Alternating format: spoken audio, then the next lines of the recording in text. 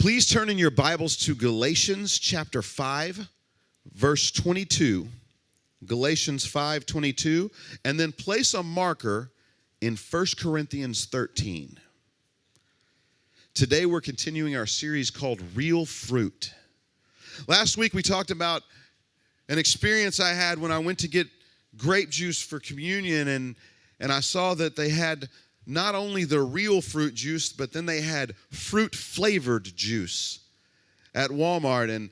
And I remember being baffled by that. And we talked about that last week, and we talked about how we want real fruit in our fruit juice, and we want real fruit in our lives.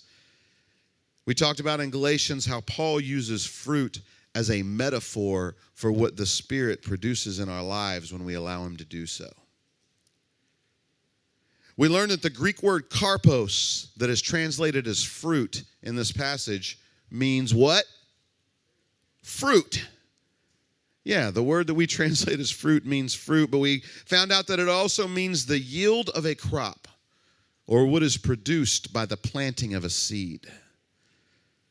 We looked at where Paul warns us in Galatians to not pursue the desires of the flesh, and he even lists those out. He says the acts of the flesh are obvious, and here's what they are. And we talked about those last week, so we won't go into it. But then Paul tells us what the fruit of the Spirit is. And he literally gives us a list of what the Spirit will produce in our lives when we walk in step with Him and we allow Him to grow the seed that He has placed there. If you want to hear that sermon, you can find it on iTunes by searching for CenterPoint Church Sermon Podcast. Or if you want to watch the video, I don't know why you would ever want to do that, but you can actually find it on YouTube by searching for CenterPoint NWA. Today we're going to begin looking at the first fruit that Paul mentions.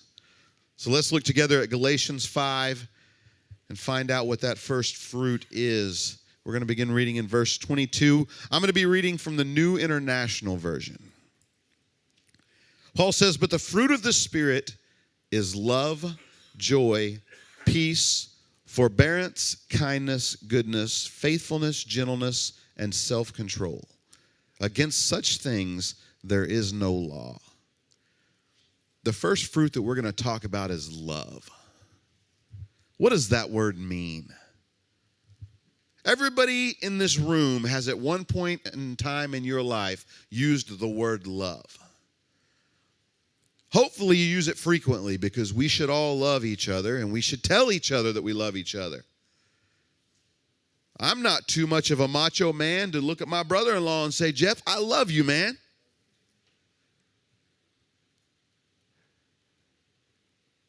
Sometimes I even tell Christina I love her.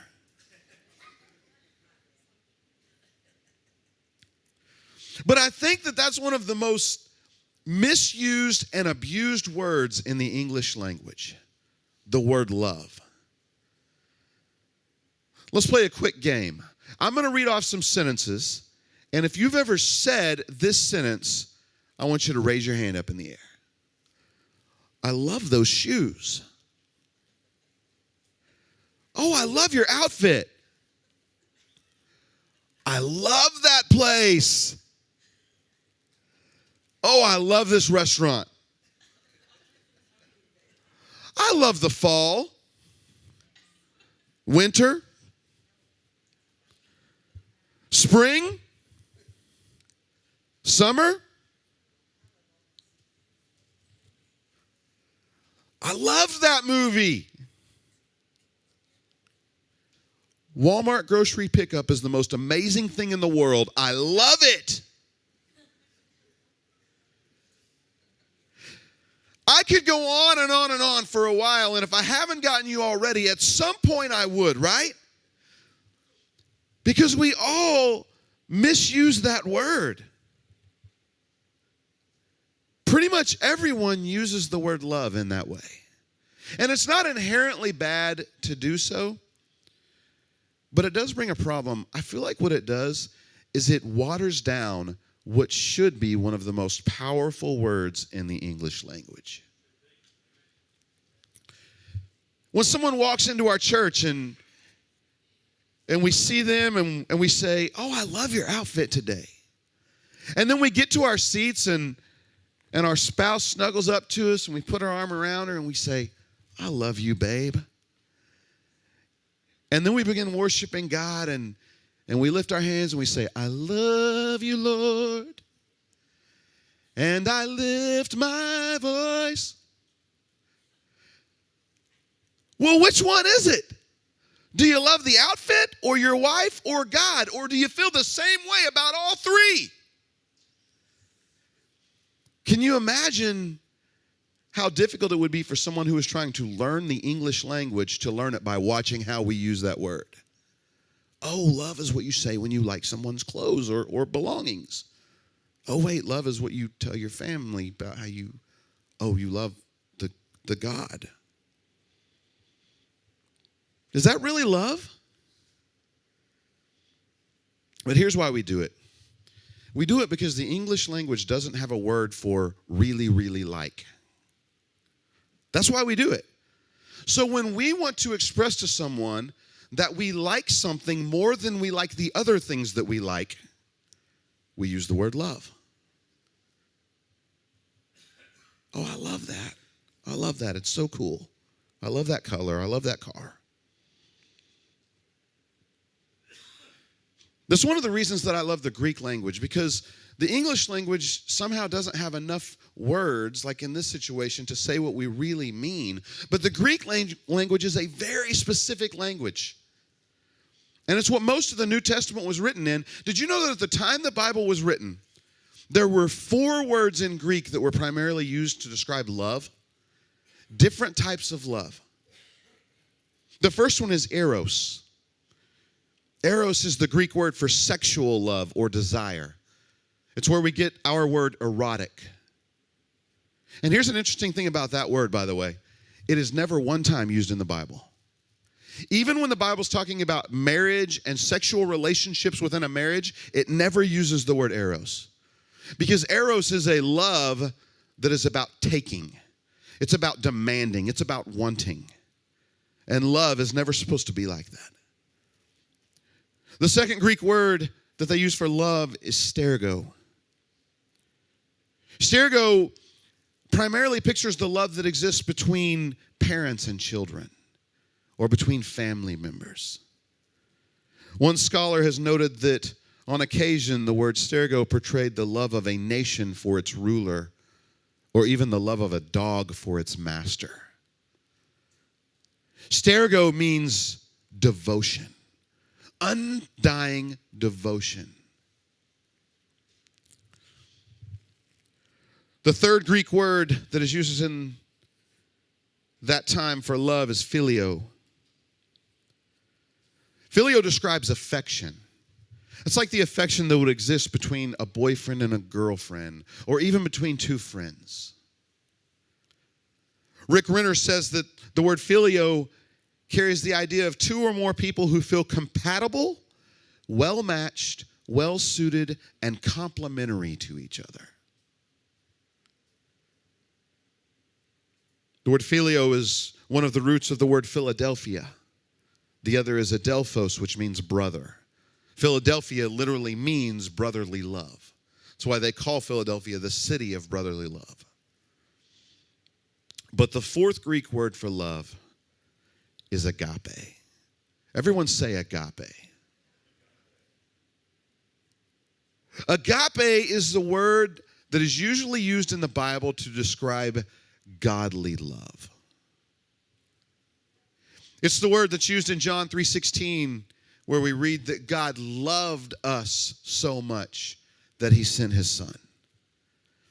And it's the word that Paul uses in our text when he tells us that the first fruit that the Spirit will produce in our lives is love.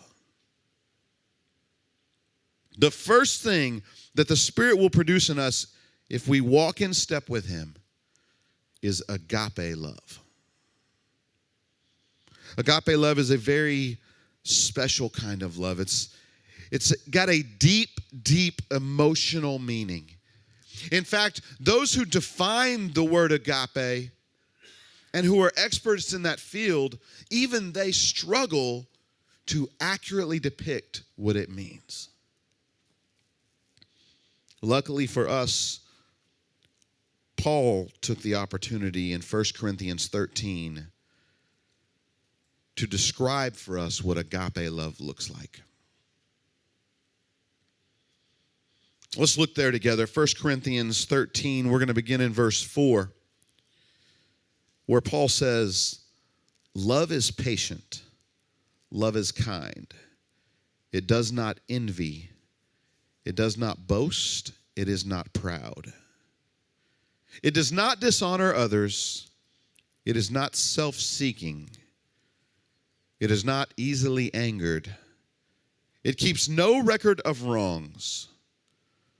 Love does not delight in evil, but rejoices with the truth. It always protects, always trusts, always hopes, always perseveres. Love never fails. Today we're going to have to move very quickly, but I want us to dig in a little bit to Paul's description of love. And I want to see if we can get a glimpse of what love truly looks like and what should be flowing out of our lives when the Spirit lives inside of us. The first thing that we see is that love is patient. In other words, love waits. Raise your hand if you're a patient person. Not very many. I would do what Grace is doing. I'd be like, kind of. I'm getting better. I really am. Do you know how to tell if a person's patient or not? They don't tap their foot. Trust me. Go to a doctor's office, look around when you're waiting. You'll be able to tell. There'll be some people who are sitting there and they're going. And other people will just be like.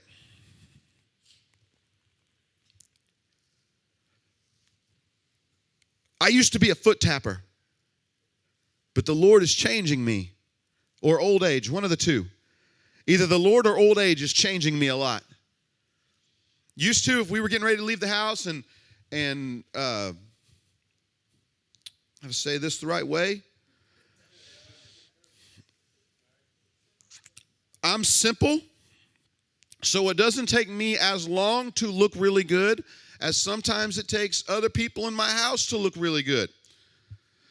So used to, I would go sit out in the car when I got done getting dressed. And I'd wait. And I'd tap my foot. And I'd look at my watch. And I'd shake my head back and forth. And then sometimes, not very often, but I might just let everybody know that I was outside by pushing the steering wheel a little bit. I used to do that, but I don't anymore.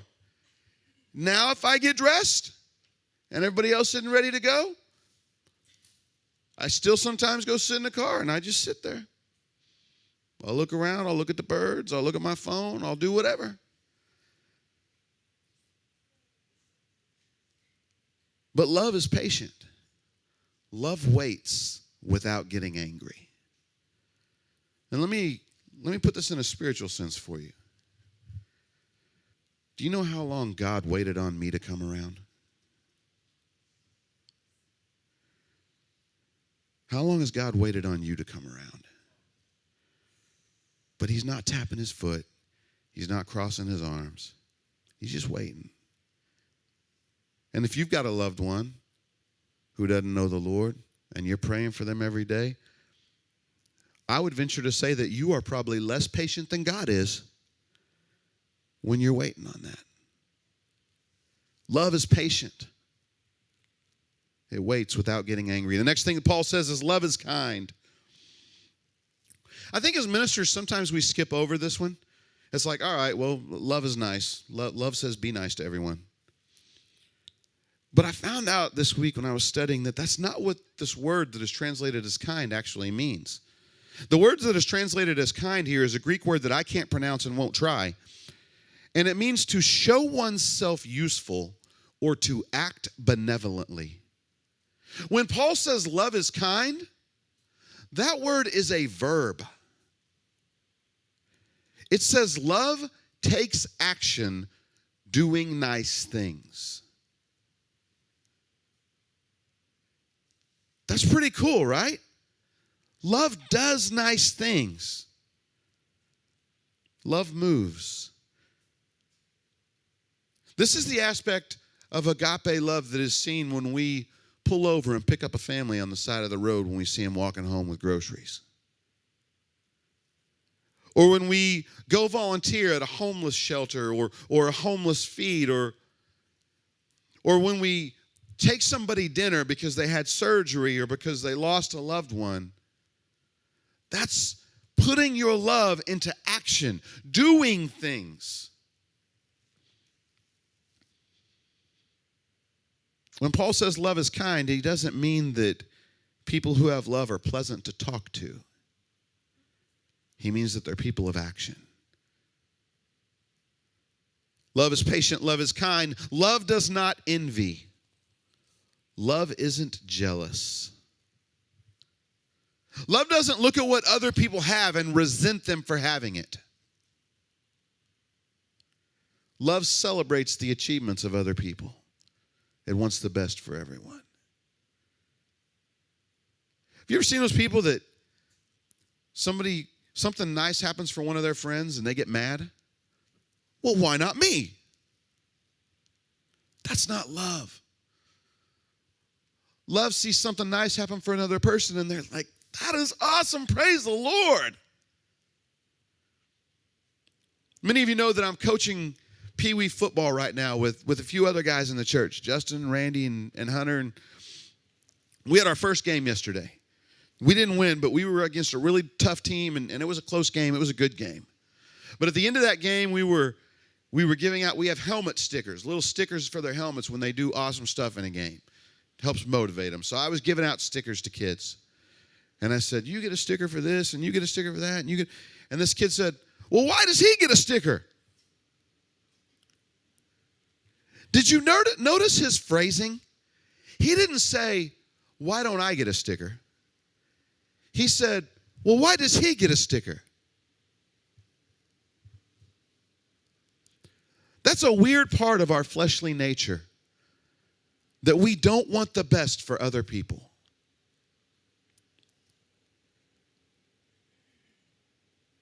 There was actually a psychological study that was done on this one time, probably many times, but one that I know of.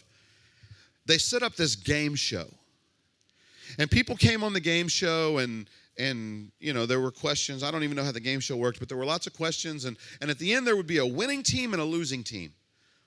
But at the end of the show, they would go to the losing team and say, okay, you get to decide.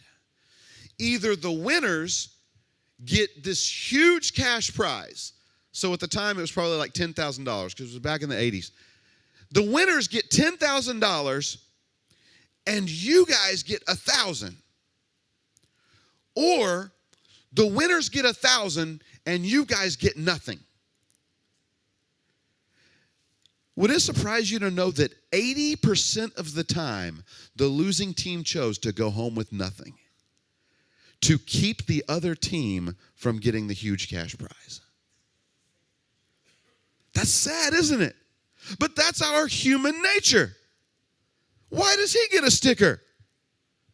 I don't want him to have a sticker.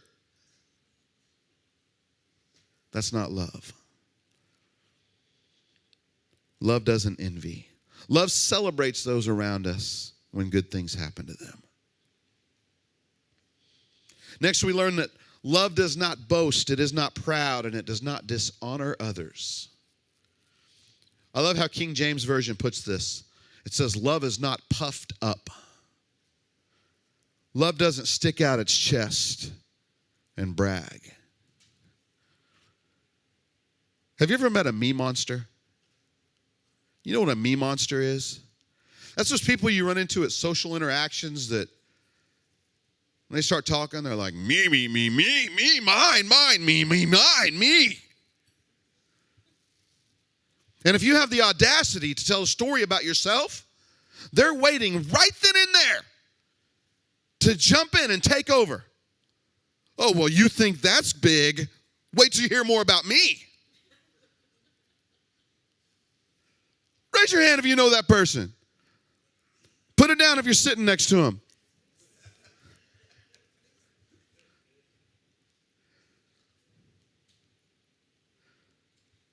people will even set you up.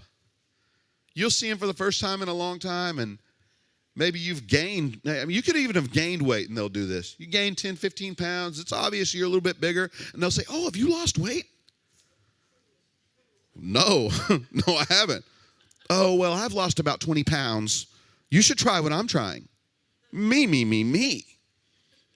mine, me. Love isn't like that. Love realizes that we are all flawed people. Everybody say, I'm messed up. You really are. I'm glad you finally admitted it. Love realizes that we all have our own hurts and habits and hang-ups, that no one is perfect. And here's the other thing about love. Even if you are better off or better at something than someone else, love doesn't point that out. Love tries to bring everybody up to the same level.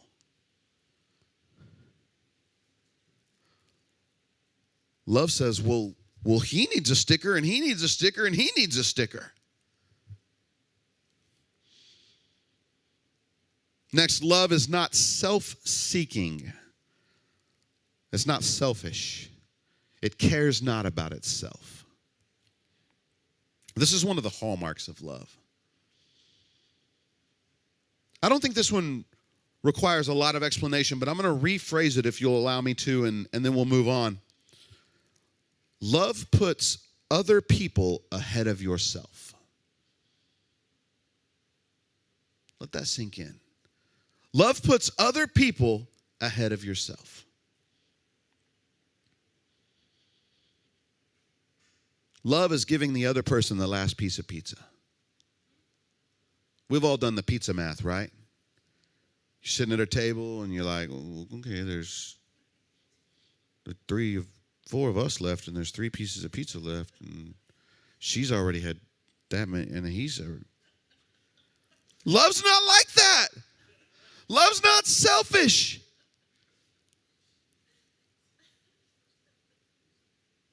Love is giving to charity even though it makes us put our vacation off a little bit longer. Love is giving up our time to go help other people. Love says, whatever it is that you need, I want to make that happen for you. I don't care about myself right now. I care about you. Love isn't selfish. Love is not easily angered. When somebody wrongs you, what's your first response? Uh-oh. Move on, preacher. I may be on this list by the end of this point. If you get cut off in traffic, how do you respond?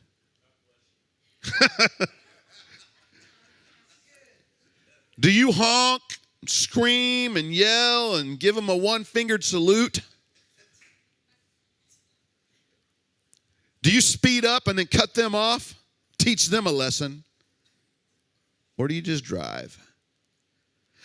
Love is still working on me in this area. I'll confess, the other day, Jameson and I were running an errand, and we were coming back to the church, and this stupid 18-wheeler cut us off right here in town. But I knew where he was going.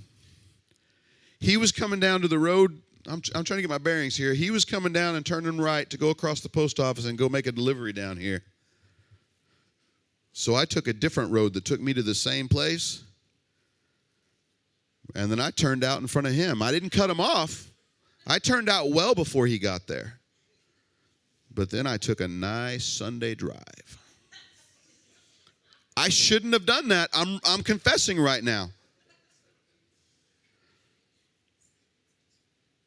I was angered. Jameson could not believe that I was doing that. He could not believe his pastor was doing that. So I'm going to ask the Lord to forgive me later when I get home. But love is not easily angered. That's a hard one. Somebody does us wrong. The flesh wants to get back at them. Love doesn't. And I've noticed that the more that love grows in people's hearts, the less angry they get. Love keeps no record of wrongs. Is anybody glad about this one?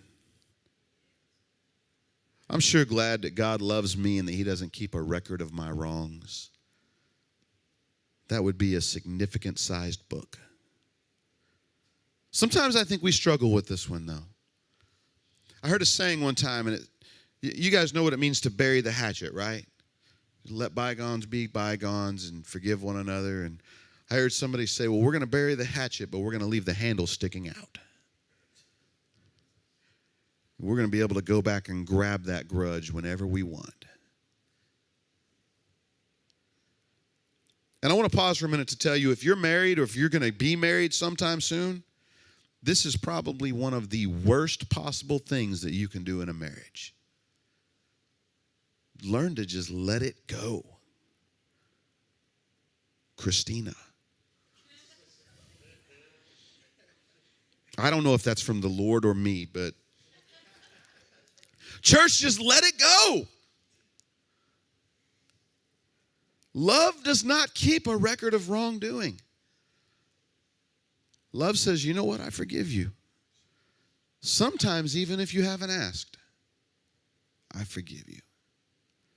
And that doesn't mean, this is a soapbox, I guess, but that doesn't mean you go to a person and say, I just want you to know I forgive you.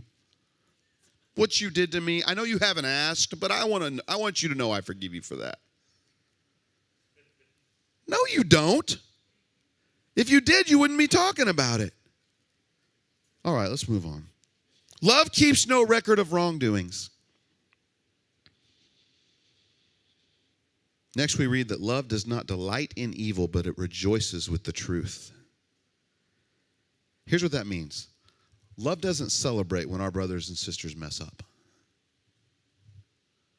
Love doesn't celebrate when we see other people fall or other people fail. But love does celebrate with the truth. It celebrates when we see people come to Christ. It celebrates when we see people live good, godly lives and make good decisions. Love celebrates those things. It doesn't delight in evil. It doesn't delight when we fall, but it rejoices when we do well. We don't say, I told you so. We don't say, I knew they were going to fall off the wagon. We don't say, did you hear about so-and-so? I heard that they did. Love celebrates with us in our victories, never in our downfalls. Next, Paul tells us 4 things that love always does. I'm going to close. And then it tells us 1 thing that love never does. The 4 things that love always does. Love always protects, always trusts, always hopes, and always perseveres. It always protects, trusts, hopes, and perseveres. And then it says, love never fails. In other words, love keeps going. Love is eternal. It doesn't stop because somebody hurts us. It doesn't stop because somebody offends us. It doesn't stop because we get our feelings hurt or we get mad or somebody didn't say hi or somebody didn't give us a hug. Love doesn't stop because of distance or time or circumstances. Love never fails. Love is always moving forward. Here's a cool thing about this passage, this particular word. When it says love never fails, the Greek word that is used for fail there is a word that is only ever used in the Greek, and it's used to refer to theater. Here's what the word meant. When somebody is so bad that they are hissed off of the stage. That's what fails means, this word. It's what would happen in the Greek theater. If somebody was terrible, they didn't throw tomatoes, they would hiss them off of the stage.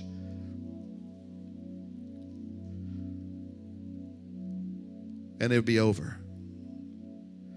Love doesn't do that. Love doesn't give up on you. Love always pursues. It always fights.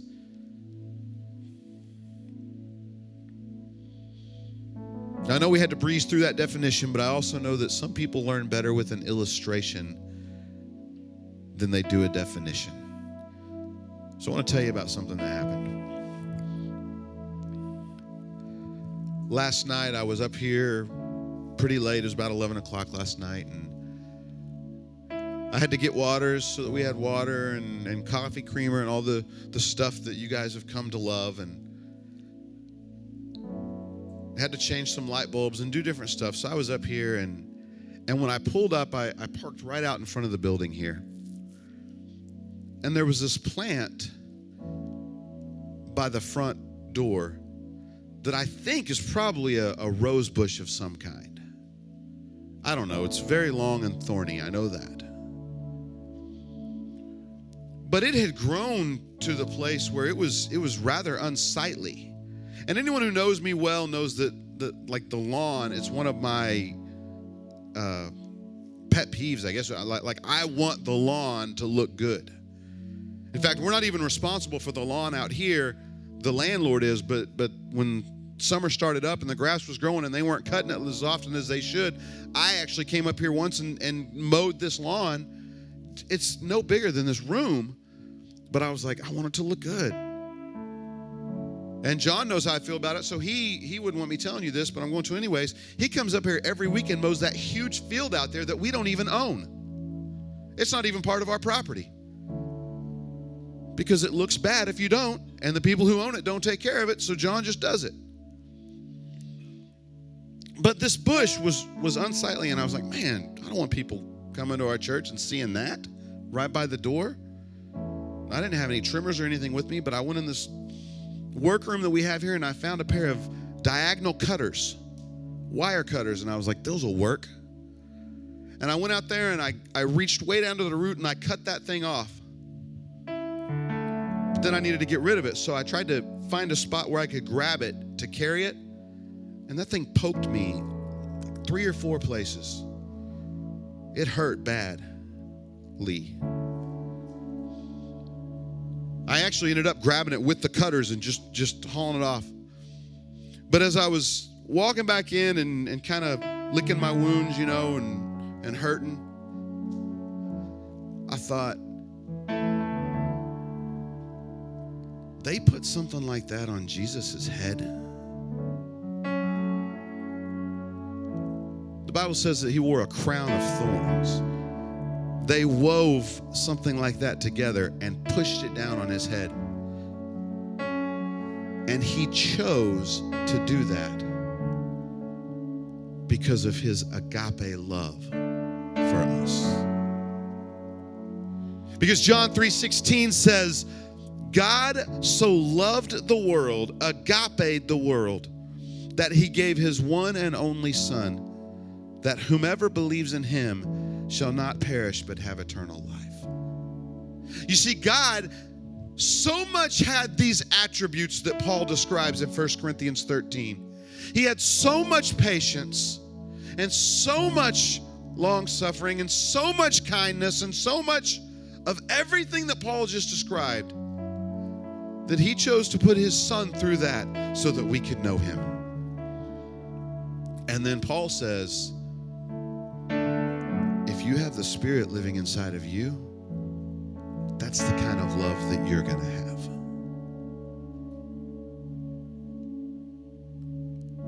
So let me ask you a question. If you knew that your coworkers didn't know Jesus and were someday going to go to hell,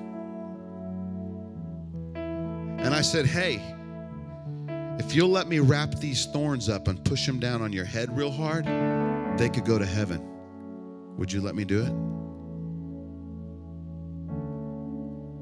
Raise your hand if you'd let me do that. I think most of us would, right? Would you just invite them to church? Would you just tell them about a Jesus who loves them? You see, we don't have to do what Jesus did to love people. But we're supposed to have that kind of love inside of us flowing out, where we care about other people and we want the best for them and we care more about them than we do ourselves. But really in our daily lives, we're living in such a way that shows that we care about ourselves and our comfort more than we care about what happens to them. And I'm just like you guys, not with my coworkers. I've only got one and she's going to heaven. But when I go to the restaurant, when I go to the grocery store, when I go to the gas station, I don't want to be that person that, that freak. But what about that person that's going to hell? And what would I do to make sure that they don't?